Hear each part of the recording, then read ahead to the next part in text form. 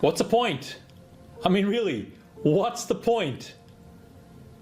Let me tell you a story, my friends, and in this story, a man is faced with overwhelming odds. Much like many of us today, he felt that the opposition had complete control over everything: communications, entertainment, news, politics, health. He felt that his people were being abused by a tyrannical and powerful adversary. But then God encourages this man in this story. And there's a quote from the story. The quote is, "One man shall put 1,000 to flight, and two shall put 10,000 to flight." This story is in a book in the Bible called Deuteronomy, and it's in chapter 32, verse 30. And it's a story of a man named Moses who was trying to work with a group of people who felt that they were outnumbered, outgunned, outfunded, but they miraculously somehow were able to defeat this tyrannical adversary, which is something many of us need right now in our nation. But what many of us do not know is that this story has conditions, this promise of victory. It's only available under specific criteria. And my friends, as we look around us at the discouraging setbacks we continue to see, I offer you, for your critical consideration, I just offer you for you to consider that in fact we are violating those criteria, and this violation that we are allowing is responsible for our escalating chaos and accelerating losses. Friends, we Americans are separated from our government. Welcome to Truth Thursday on the Rob Maness Show on Patriot.tv Live, and our X Spaces simulcast audience is back today. Welcome aboard, everybody. Well, friends, something is wrong in America. What ails us is a complete lack of trust in our federal government by even average Americans. And I'm not talking about the typical American citizen's inherent mistrust of government. That's healthy in our free society. What I speak of is a situation that even if the government tells us the truth about a serious threat to our national survival, we don't believe them. And in fact, these days, we aggressively push back on them because we refuse to fall prey to the lies, such as what happened with the lead up to the war in Iraq, the pandemic, the Russia hoax, illegal spying on us and a presidential candidate and president of the United States, and the vast censorship complex that's helping the government censor us every single day. Just this week, a supposedly serious national security threat from Russia was leaked by a so-called trusted elected official. But the citizen that no longer listens to the false news media or the government refuses to believe it is true. That is a fact. Can you blame us? So this perspective separates us from our government, much like the American colonists were from the British government. And it divides us because there are a few, especially those Americans working in the government, that continue to have faith in what it says and does. In the Declaration of Independence, our founders chose to actively separate from their government and create a new one. Like me, I think most Americans reject that notion of separation, but are actively calling for a reinstitution of the constitutional government the founders designed in that document, the law of our land. Our current separation is caused by the government's power being so great that it does not follow the Constitution. Well, what can or should we do? Well, one of my guests today, you just heard from him, is a man who's taken action to find positive steps toward a resolution for us that we can participate in. Raj Dorsami is a multifaceted professional with a strong foundation in accounting, was trained as a CPA. He transitioned from his initial career path and ventured into the entrepreneurial world, where he founded a technology and digital marketing company. Demonstrating his commitment to our societal values, though, Raj has also established an organization called Defend Florida, dedicated to advocating for transparent, fair, and reliable elections. Raj hails from Africa, but proudly calls himself a U.S. citizen, having left those countries plagued by the lack of democracy that he sees America absolutely heading towards. This perspective fuels his passion for preserving America's republic, emphasizing the vital role of accountability among the people in shaping both local and national governance. And our second guest is Debbie Ferris. She's the creator of the Citizen Coalition. She's originally born in Panama, raised in Venezuela, and is now here in America and is helping to get laws passed in the state of Florida to build election integrity and protect their elections there. And we appreciate both of y'all being here today. I guess I'll start with you, Raj. I used a little bit of the new video that you put out there at the beginning, and we'll see another piece of it towards the last segment of the program today. But, what struck me is the biblical model that you use several times to get the message to the citizen that, hey, we can overcome everything. And we've got some other examples that use the biblical model that I'll bring into the show as we go. But what do you mean by winning strategies that can restore our nation? You go through a bunch of those, but in a nutshell, as we go through the show, I want to bring that out because, folks that want to do the work, that are energized to restore our nation back to a constitutional republic that we all get to participate in equally, is critically important to being successful today. Yes, thank you, Colonel. And I so appreciate you having my colleague Debbie Ferris and myself on the show. And it's remarkable that here you have two Americans, both of whom were not born here, and yet we cannot help but put ourselves 100% into what needs to be done to prevent this country from going the way that the countries we both came from are. So just so delighted to have this conversation with you. And to answer your question, Colonel, the platform or the way we are attempting to go about what we are working on today is very specific. And let me be even more clearer than that. What I mean by that is the opposition is doing all the time what I called for in that video that you played. In other words, the opposition is actually working together. They are working in lockstep. They are highly coordinated.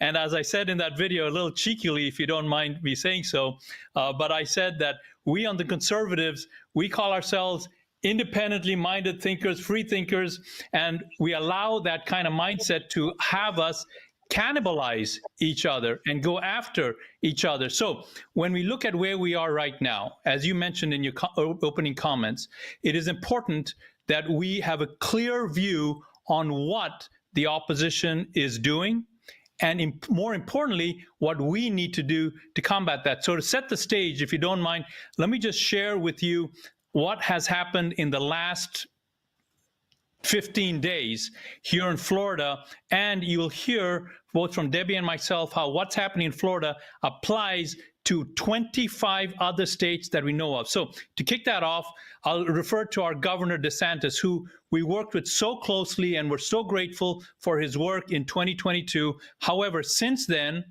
what is happening now is Governor DeSantis is now trying to undermine Trump in Florida using the Florida legislators. They are trying to pass laws that criminalize election monitoring by citizens and letting non-U.S. citizens to register to vote by what can only be purposeful neglect of citizenship checks at the Supervisor of Elections Office and third-party voter registrations. Florida lobbyist David Ramba, he's very well known here. He works for the Florida Supervisor of Elections, which is a group that all of our election officials belong to.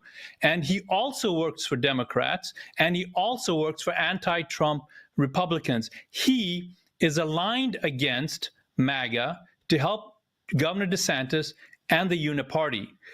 Powerful figures in the Florida Senate are both aiding this anti-MAGA campaign and are shutting down the people's choice. So I want to just draw your attention to the fact that we are right now in slow motion, as it were, becoming Venezuela.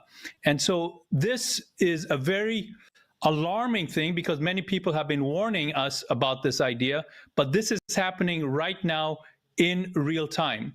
And so the people that are, Colonel Maness, are the bad actors here, if I could use that term, because I mentioned the legislators in Florida.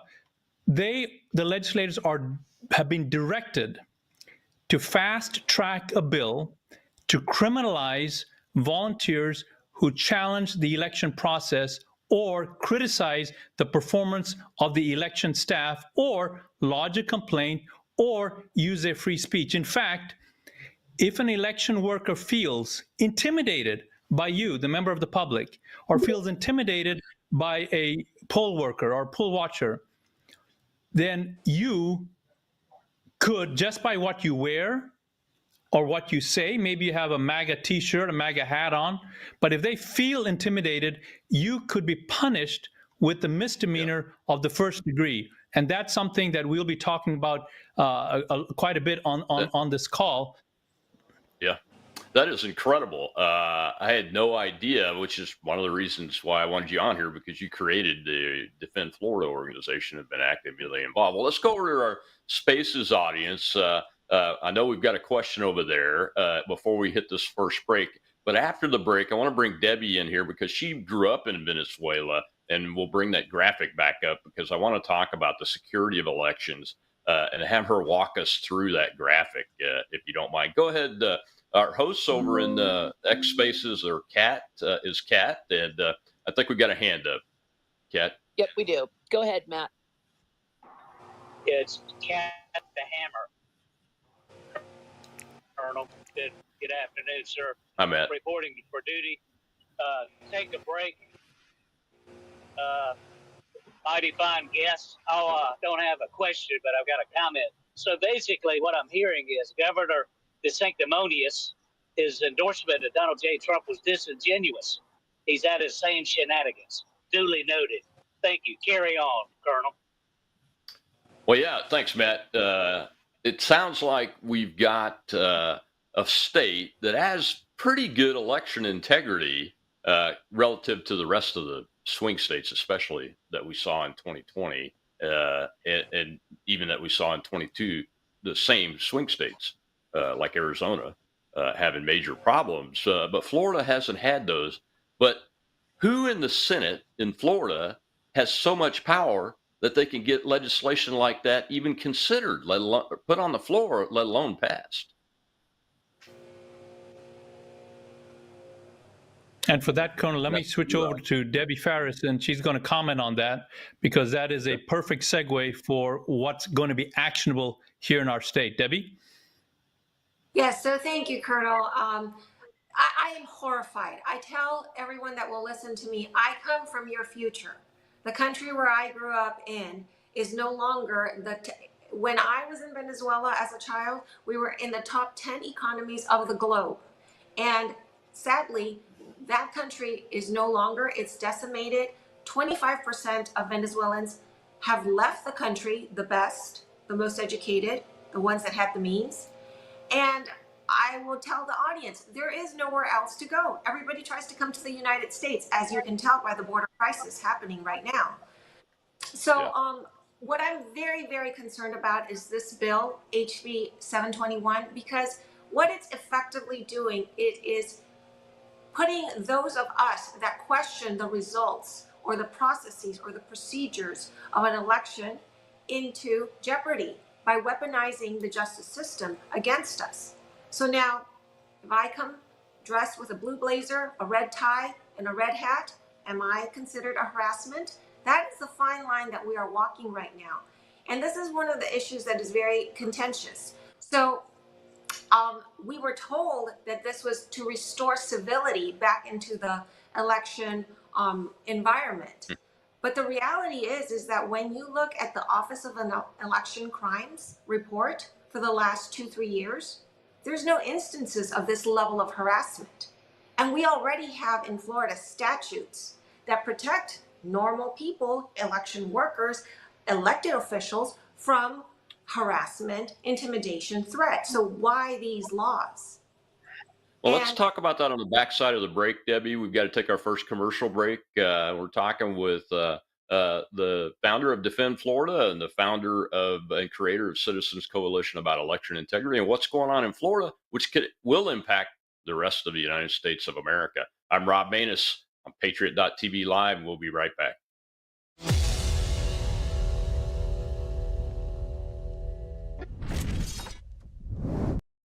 The world is about to shift. Banks are going cashless globally with the emergence of central bank digital currency, which will bring with it programmable money and the ability to turn on or off your purchasing power based on your digital social profile. It's like the equivalent of spyware in your bank account. You need to get out of the system with the world's safest and most private assets, silver and gold. Call Kirk Elliott, PhD at 877-547-5743. That's 877-KIRK-PhD.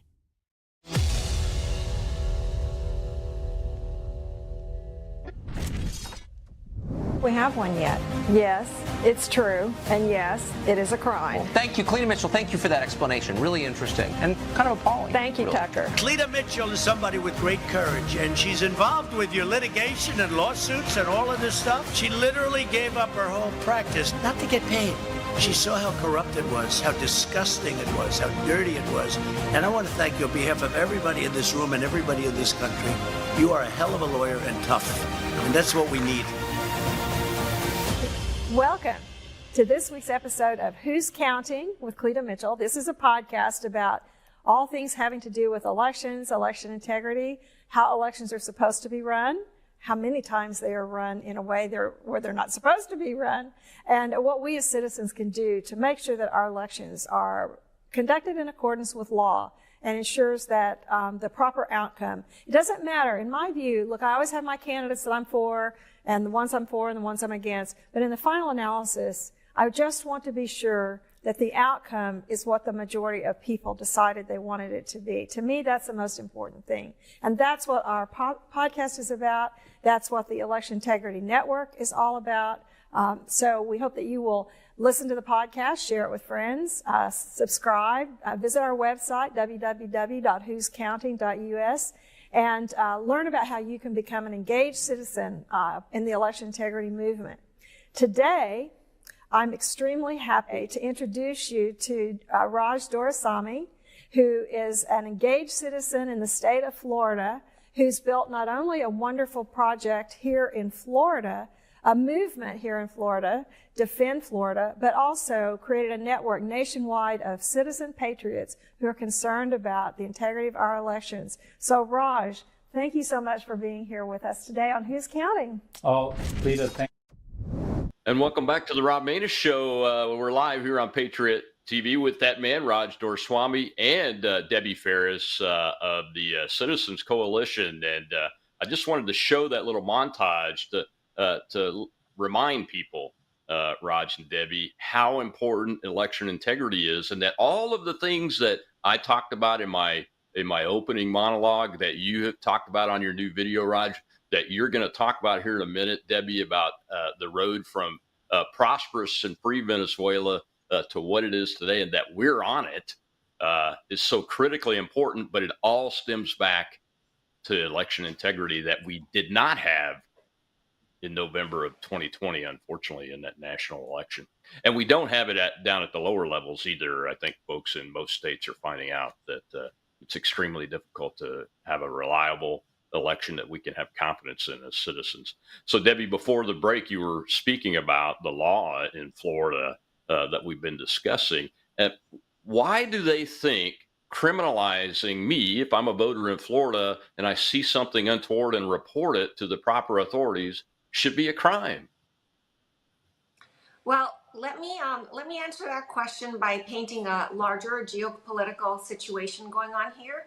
I think it's clear to all of us that there is a very concerted effort to prevent President Trump from becoming president again. We see this all over the country with the lawsuits, the persecution, the criminalization of the justice system against him. And so if you look at the big picture, there are about 6 states that are pivotal in his president in the race for presidency.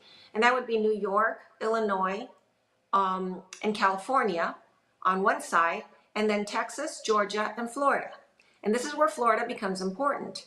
What happens if you cannot question the results in Florida? And we see this as a direct strategy to prevent President Trump from being the next president of this country. When you stifle those voices that would dare question processes and procedures, then you are effectively aiding and abetting into, you know, a situation in Florida that could steal the election. And although the audience might think that Florida is better than the rest of the country, we are here to tell the audience that that is not the case. And we can get into that in our next segment, but we have found over 200 risk areas in our electoral process here in Florida. Wow. So let me make sure I understand this right. Going back in history in America, in the 2000 election between George W. Bush and Albert Gore, Vice President Al Gore and his team would be considered criminals for questioning the Florida election that resulted in the hanging Chad discussion, the Supreme Court getting involved eventually, and all that. Do I understand that correctly? You are understanding it very correctly, and these are tactics that have been done in other countries. You know, when you silence the people ability to question results and criminalize it, as a normal citizen, what are you going to do? You're probably not going to get involved. You're going to let things pass. And that has happened in many, many other countries around the world, and we see it happening here.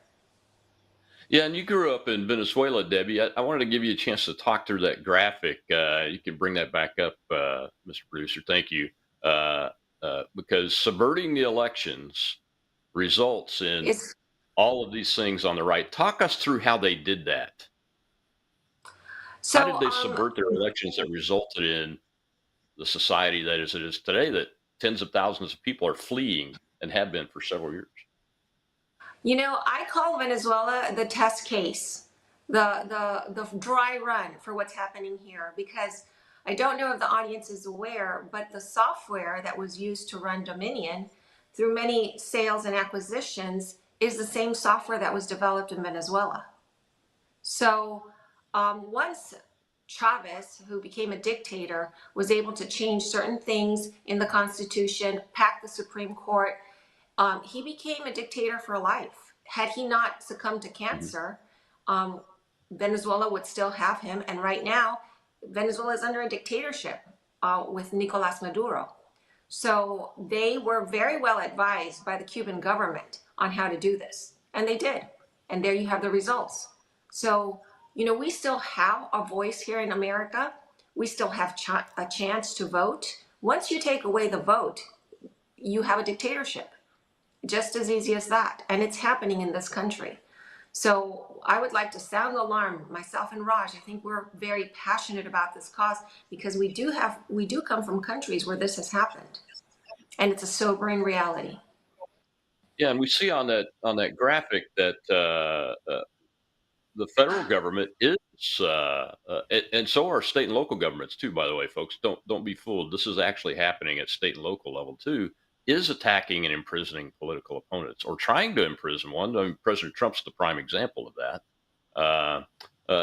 But it also listed the destruction of the right to private property.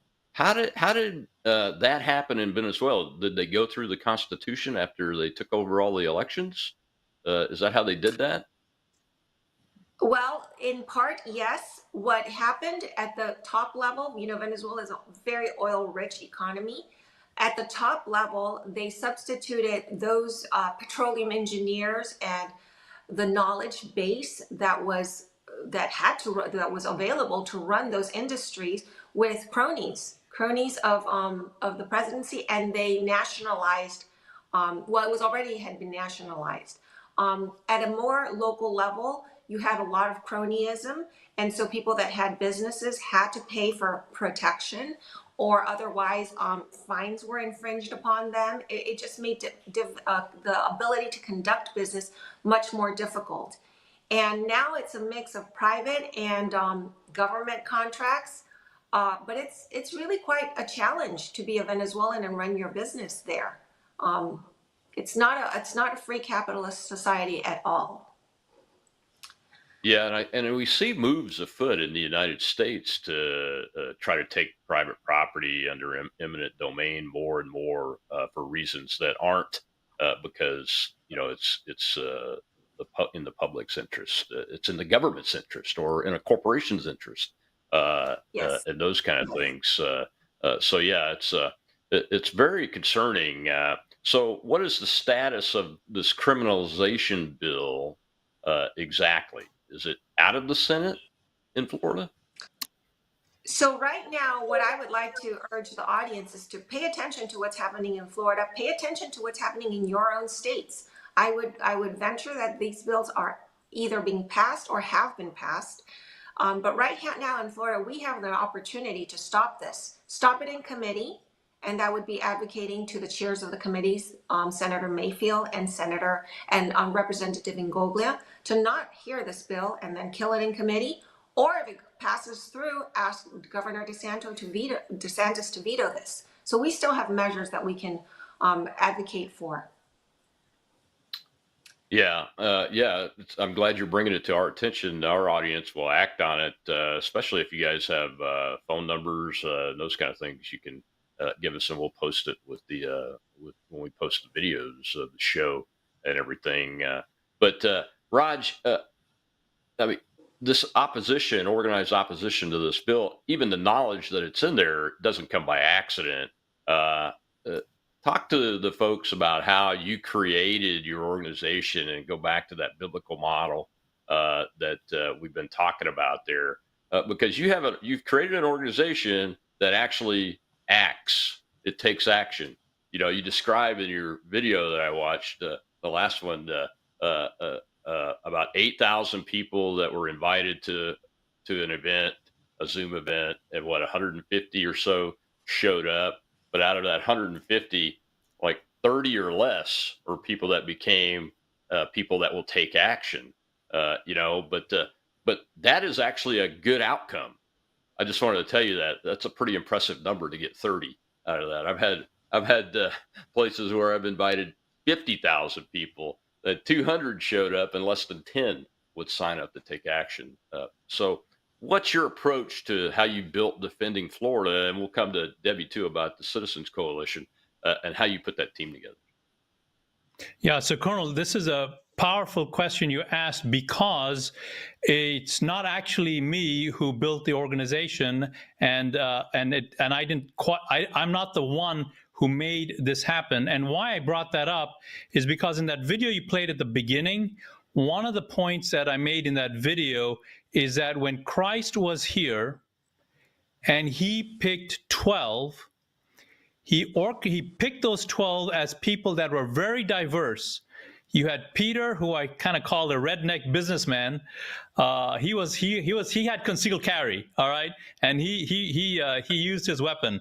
Then you had John, a poet. Talk about two people that are completely different.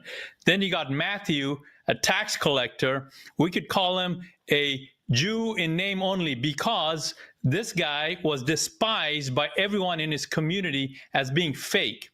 And you had Luke, a doctor. So I mentioned that just to illustrate how diverse and different these people were. And the reason why that's important with regard to what we're dealing with now, and I'm going to just go put the slide back on the screen here, because it is going to take, make no mistake, it is going to take a massive level of collaboration between people like us, in spite of our differences.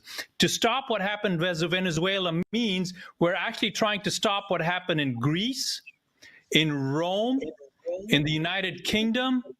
There are tens of dozens of examples of world powers that imploded from within because they did exactly what we are doing now. So in order to counter that... Exactly right.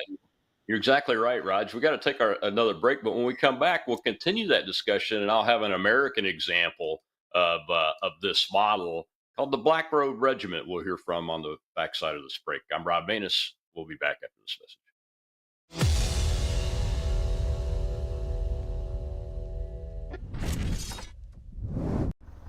When I grow up, I want to work for a woke company, like super woke. When I grow up, I want to be hired based on what I look like rather than my skills. I want to be judged by my political beliefs. I want to get promoted based on my chromosomes. When I grow up, I want to be offended by my coworkers and walk around the office on eggshells and have my words policed by HR. Words like grandfather, peanut gallery, long time no see, no can do. When I grow up, I want to be obsessed with emotional safety and do workplace sensitivity training all day long. When I grow up, I want to climb the corporate ladder. Just by following the crowd. I want to be a conformist. I want to weaponize my pronouns. What are pronouns? It's time to grow up and get back to work. Introducing the #1 woke-free job board in America, redballoon.work.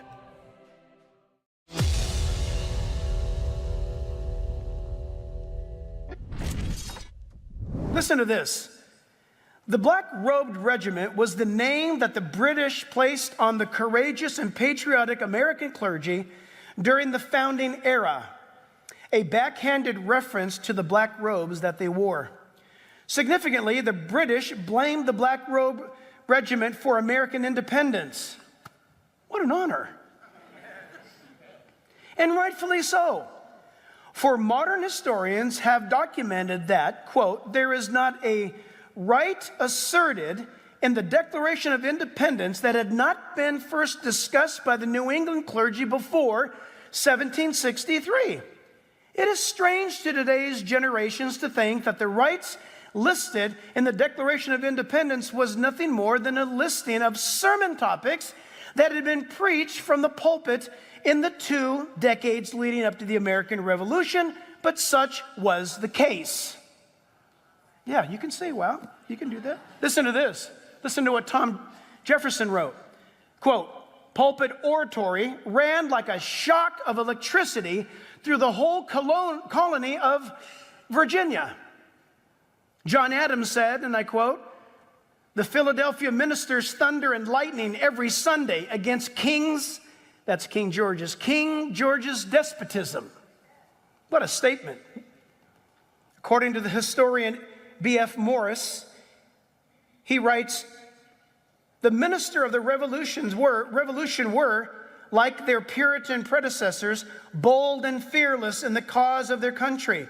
No class of men contributed more to carry forward, listen, the revolution and to achieve our independence than did the ministers. Their prayers, patriotic sermons, and services, they rendered the highest assistance to the civil government, the army, and the country, said Morris. Welcome back to the Rob Maness Show live here on Patriot.tv. We're speaking with the founder of Defend Florida, Raj Dorsami, and Debbie Ferris, the creator of Citizens Coalition. Both have developed organizations that are working to address election integrity and help restore the American Republic to a constitutional republic that our founders gave us instead of what we're seeing today. I just wanted to throw that example out there because when I watched your video and you talk about the Christ model, Raj, I thought immediately of the Black-Robe Regiment acting in the role of Christ, and people like Sam Adams and John Hancock and attorneys and doctors and bartenders and Paul Revere, a silversmith, and blacksmiths and farriers, putting shoes on horses. All of those kinds of people came together around the Black-Robed Regiment and created the movement that resulted in the creation of the first Declaration of Independence and then the United States of America. And that is a great way to view it and relate it to the American experience, and exactly why we can do that today. Tell us how.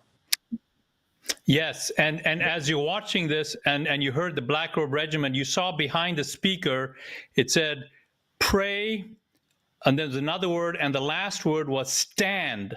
Stand. And I would urge you, George, before the break, that our ability to stand is a function of how well we collaborate with our colleagues, even though we have vast, irreconcilable differences on our side. Some people want to do a machine vote. Some people want to do vote in person. And these two groups often clash with each other. We cannot allow that kind of clashing to take place. So to bring it all home, we were talking, Debbie had mentioned HB 721, and we're talking right now about what it takes, Colonel Maness, to actually create the synergy to push back on really the force of nature. And so what I have on the screen here is an excerpt from HB 721, and you will see right there in plain sight what these words are. And I'll give you a little bit of a better view of this here. You can see right here that, in fact, you can see that if you literally are accused of intimidating someone, you literally will be accused of performing a crime. And so already you can see that this is exactly the same tactic that is used to January 6th. People are now afraid to assemble. They're afraid to protest because of what happened on January 6th. But there's actually something that's far more worse than even that. And I'm saying this not to discourage you. I'm saying this because I want to urge you to take up the mantle that you heard from Black Robe Regiment. I want to urge you to collaborate at levels you haven't yet collaborated on. On the screen you see now is that, in fact, there are 23 other states that have taken on this language. And in other states, this is already a law. In Florida, it's not yet a law, but it will become a law unless we can change the course of where this is going. Just to drive it home a little further, in the state of Virginia, you can be accused of committing a hate crime simply because you are accused of intimidating or harassing an election official just by your voice. So, my friends, this is a very serious condition we're in. I also want to point out that in your states, and again, everything I'm sharing with you here is to inform you and literally to motivate you to work together, like Colonel Maness and I and Debbie have been saying, because it's too easy to focus on what's different between people from your REC group, your grassroots group. All of these are conservative people fighting each other, but it's too easy to give in to those differences and divide ourselves within ourselves, let alone what the opposition is doing. So over here, what makes this so egregious, my friends, is that, in fact, there are already existing laws to protect election workers. There are already existing laws that prevent intimidation, and you can see them right here. And so I want to urge you to really calibrate on how organized the opposition is, how structured they are, and how they work in tandem with each other. I'll say it this way. This might be a little hard to hear, but I'll say it anyway. In some ways, the opposition is following the Christ model more than we are in regards to their ability to collaborate in spite of their differences. So this is a chilling reality check. The last slide here, that before I put the slide back up, is what you see here is what we call the Florida voting system standards. The Florida voting system standards, and the reason why I'm putting that on the screen is because part of this opposition that we've been talking about most of this afternoon here on this conversation is about how the legislation is fast-tracking certain bills, they're blocking other bills, and they are following a standard that was written in 2005. And I want to drill down on this a little bit, because there are many folks on this call that may not be as informed about the election process. So I want to make it a little, I want to present it a little differently so you can understand what's happening in your state as well as in the state of Florida. If you work at an organization, let's just look at a few industries. We look at banking, we look at cyber, technology, we'll look at medical, we'll look at the Department of Defense. These are industries that help run our country. Those industries, unlike the way we run elections, have very clear, present, transparency, requirement, certification rules. As an example, if you are a vendor working in any of those industries I just mentioned, anytime you change something about what you provide, let's just say you provide some software, let's just say you provide some hardware, some machines. If you make a change in those pieces of equipment, you are required to file what's called a SOC report. A SOC report is something the entire American industry has already agreed to.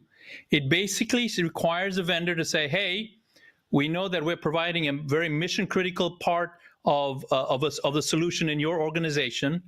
We just made this change. Here's the change. Here's our certification. Here's how we use a third-party organization to vet the change. And please make sure, Mr. Client or Ms. Client, that you're satisfied with how we managed that change. Again, banking, that's how they do it. Insurance, that's how they do it. Medical, that's how they do it. DoD, that's how they do it. When it comes to the election space, where you have multiple organizations, you have multiple vendors, that's not present. So I'm sharing that with you to show you how you, my friends, have got to get involved. If you're in any of those industries, if you're a professional, you work in a space, you've got to bring your skill sets and your understanding for transparency into the conversation. And that is why we had 30 people show up in Tallahassee, because here that 30 people represents people that haven't done this before, but they brought their professional skills to bear. And that's how we got 4 bills written, sponsored, but unfortunately right now being blocked, which is why we're on the call with you today. Okay. Well, let's go over to our Spaces audience, see if we've got any more questions for y'all. Kat the Hammer, you have a question? You know I do. Well, I kind of have a statement. I love everything he's saying.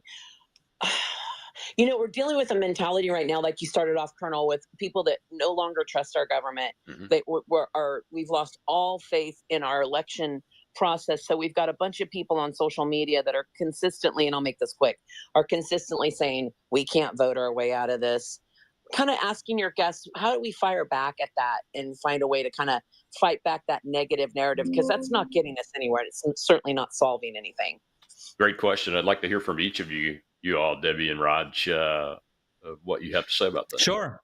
I'll go first, and then Debbie will improve what I just said, because that's what Debbie does. She has such a unique skill set. So this is such a practical question that just got asked. So oftentimes when concerned citizens, like the caller was pointing to, go to an official, oftentimes the official will nod.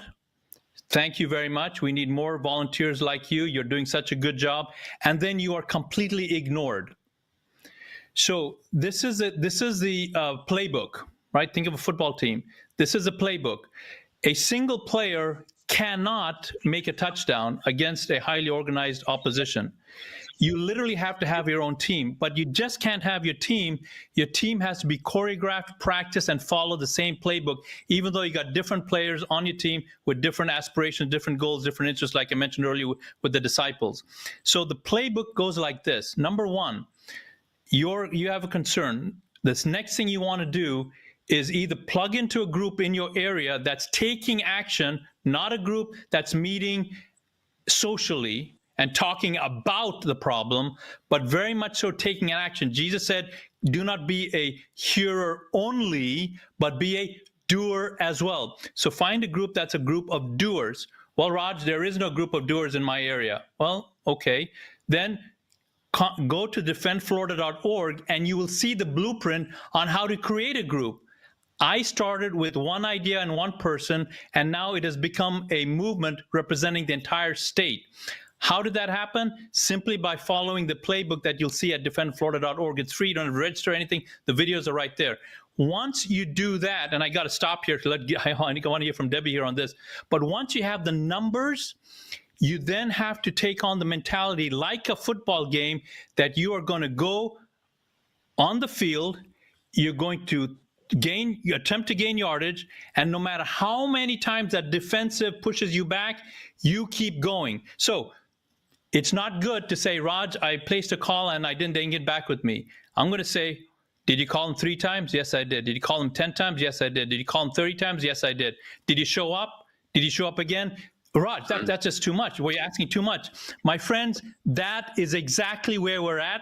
That's the type of action needed, and you have to grind down the opposition, just like Jesus said. Jesus said, this woman needed some bread. She went to her neighbor, hey, I need some bread. The neighbor didn't answer the door. She kept pounding on that door until he was forced to get up and give her what she wanted. But I'd love to hear what Debbie has to say. Yeah. Debbie? Well, we'll have to hear about that, hear from her on the backside of this break. We've got this last break to take, and then we'll hear Debbie's answer to that same question. I'm Rob Maness at Patriot.tv Live. We'll be right back.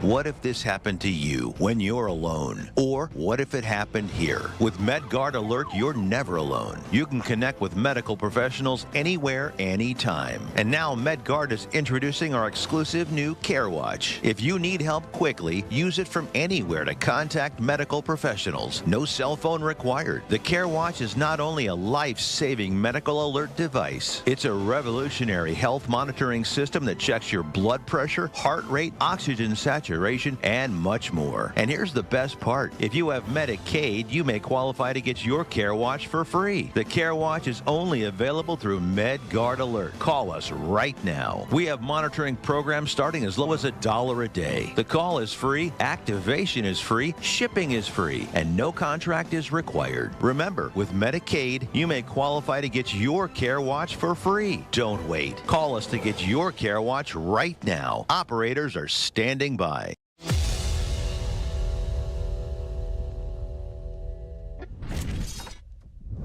Yet I see a worrying trend in our families, our clubs, our political groups, and even in our churches. There is this infighting. Sometimes it's overt, sometimes it's subtle, it's passive aggressive, and this infighting is hindering our ability to act as salt of the earth, as light of the world, which is what we're literally called to be.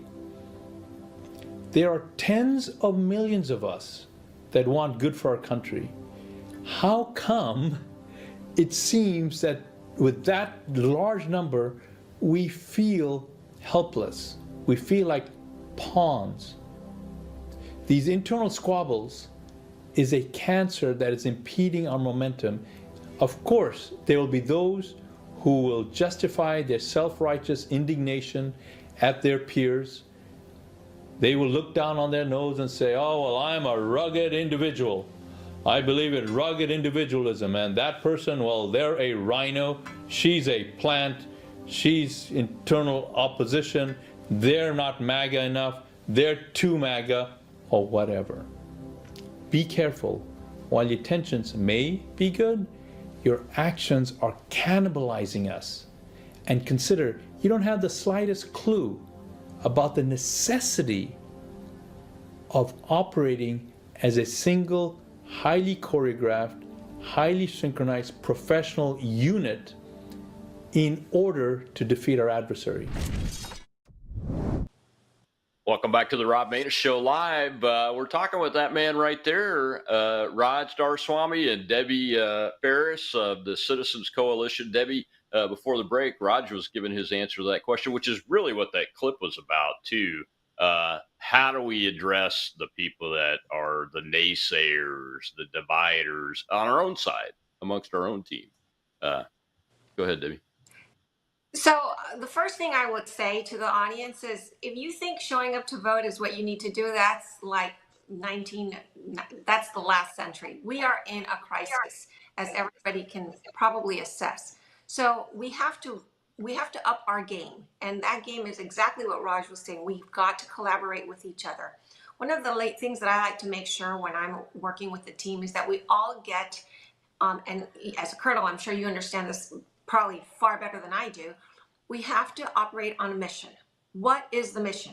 And if we're all aligned on what the goal is, then all our the nuances of our personality can become secondary. Because we have that. We're very diverse. We have moms, we have people from very, very diverse backgrounds. But that's what I've been able to do when I lead a team is, what is the mission? What do we want to accomplish? And then let's work towards that. And when we keep that first and foremost, that seems to work really well. Now, as Raj had mentioned, we have tools on Defend Florida. We have methodologies, and we don't always have to be with one organization. In fact, we are very encouraged to be part of many, many groups. You learn so much from other being in with other patriots. But if you are interested in defending our elections, which in my opinion are fundamental for our way of life, then we have a lot of tools on Defend Florida that I would like to point the audience towards. Thank you. Thank you, Debbie. Raj, it's more than just the tools on your website. I mean, this is it's a problem we face in the military. Look, I went from the lowest rank to being a senior commander before I retired and commanded at 3 different levels. So you have people from all walks of life, all economic backgrounds, all religious backgrounds. You have to turn them into a cohesive team. I didn't think it would be that difficult in the realm of the political arena to get everybody on the same page. But I came into politics right after the Tea Party wave, after I retired from the military. So the Tea Party wave, I think, in Congress took place in late 2010. I retired from the military in late 2011 and went into politics 2 years after that, but was paying attention. And what I noticed is that it ate itself to death, the Tea Party movement did. I mean, it's still out there a little bit, but it really ate itself to death when you would go to meetings and listen to people and see how they interacted in one spot. And then I traveled whole states during the time period when I was running for U.S. Senate. They every place had a different read on that. It's like they didn't have the singular mission that we need. It's so true, and this phenomenon of a lack of vision that translates into a lack of competent leadership is, at the end of the day, Colonel Maness, the root cause of our problem. And it stems for, just if we want to just peel back, just pull the Band-Aid off, it stems from our breakdown within our own families. And I'll just go out here and upset some people, not intentionally. I will say that the absence of fathers, men, and as a man I can be blunt about this, casually and cavalier abandoning the oath that they placed with their life partner, abandoning their children, is one of the one of the initial steps. That cascade of breakdown escalates, shows up in the church, it shows in the family, then the church, and now it's also part of how our politics goes as well. However, here's the thing. God is not surprised by any of this. He's not looking like, oh my God, what is happening? I don't know what to do. Let me call a hotline. No, that's not what God's doing. God is a hotline. And so when you go to the Bible and see, all right, what is our strategy? There is a verse that we use a lot, and that verse says, by this shall all men know you're my disciples. Like, oh, okay, well, what is it? Is it by our campaign? Is it by a political leader? Or is it by the size of our church? Or what religion we are? No. The this that Jesus said when he said, by this shall all men know you my disciples, is how you work together. Now, the verse actually says, by the love you have one for another. I like to make things practical. If you have love for people, that shows up in the way you work together. So it keeps coming back down to that one thing that we cannot get away from. Now, let's flip this. I'm just looking at the clock here. Wow, this time has gone by so fast, sir. So let's just flip this around. Imagine what happens when a few more of us make the conscious decision to collaborate one with another, to collaborate in spite of the differences. Stop looking for people not to have differences with you. No, that's never going to happen. You're always going to have differences, just like Jesus' disciples. But when you choose to work together, then you have the possibility of mounting a number of competent volunteers to shift things in your location. And so to bring this back home, the call to action that I want to kind of remind the audience of is if you're in Florida, we need you to contact Senator Danny Burgess. Why? Because Senator Danny Burgess is the one senator. He is the chair of the most powerful elections committee on the Senate side in Florida.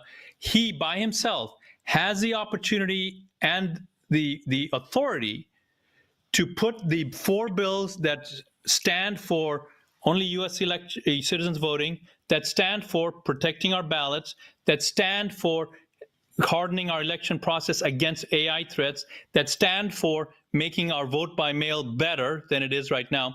There are 4 bills. He has authority and the opportunity to put those on the table so that they can be debated. Right now, he's just slammed the door shut on all 4 of those ideas. And he is fast tracking the harassment bill that you saw earlier. Now, how to do that professionally, because that's important. How to do that confidently, that's important. How you do not want to be vindictive. You do not want to be unprofessional. You don't want to be insulting, because none of those things work. You may feel good when you vent, but it doesn't move the ball forward. Just look around you and see, all right, it's not working. So what you want to do is go to defendflorida.org, free training on how to make that happen. We even have free weekly calls that you can be part of just to check it out and see how you in your area can flip this around by getting a few more people to collaborate with you in the ways that we've been talking about up until now. There's a reason why Jesus said, the way that people know that you're my disciples is how you work together, because he knew, and although we forgot this, that collaboration in spite of differences is a phenomenon that no one can stop. So I encourage you to take that action. And yeah, you're absolutely right. Raj, go ahead, Debbie. Yeah, I wanted to echo that because sometimes we get daunted by my movement isn't large enough. I don't have enough people. But the reality of the matter is I want to leave the audience with these 3 numbers: 12, 56, 1. 12 disciples, 56 signatories, and 1 savior. And you do not need a whole lot of people. You just need the mental fortitude, the professionalism, and the commitment of a few to advance the ball. So I just want to encourage people. You can do it. We never thought, Raj and I never thought we would be doing what we're doing, and here we are. Well, thank you very much, Debbie and Raj. It's defendflorida.org. We are with you. We appreciate what you're doing because what you're doing is impacting the rest of the United States too. I'm sure of it, because you're not alone, and I will spread this word too, and we'll get people energized to come help you in Florida to defeat these bills, because it has to be done, and it will be done. Well, thank you all very much. Ladies and gentlemen, it's our country. I don't care what the overpowered government people say. They don't run our lives. It's time to take a stand. It's time to stand up and take action. And sometimes that means civil disobedience. But right now we're at a point where organizing and taking action and getting enough people to address the issues by proposing positive moves to get legislation passed that are in favor of election integrity and in favor of only citizens being able to vote is the way that can be a successful path forward. But remember, these bills about intimidating election workers are because citizens lost their cool somehow, some way along the way, and it's got the politicians energized in opposition to us with all of their lobbyists and all of their money. Well, I'll see you next week on More War Monday, new time, Patriot.tv live. The show's going to be at 1 o'clock Eastern to 2 o'clock Eastern. That's 1 o'clock Eastern, 12 o'clock Central Time for 1 hour. And I'm Rob Maness at Patriot.tv. Have a good weekend.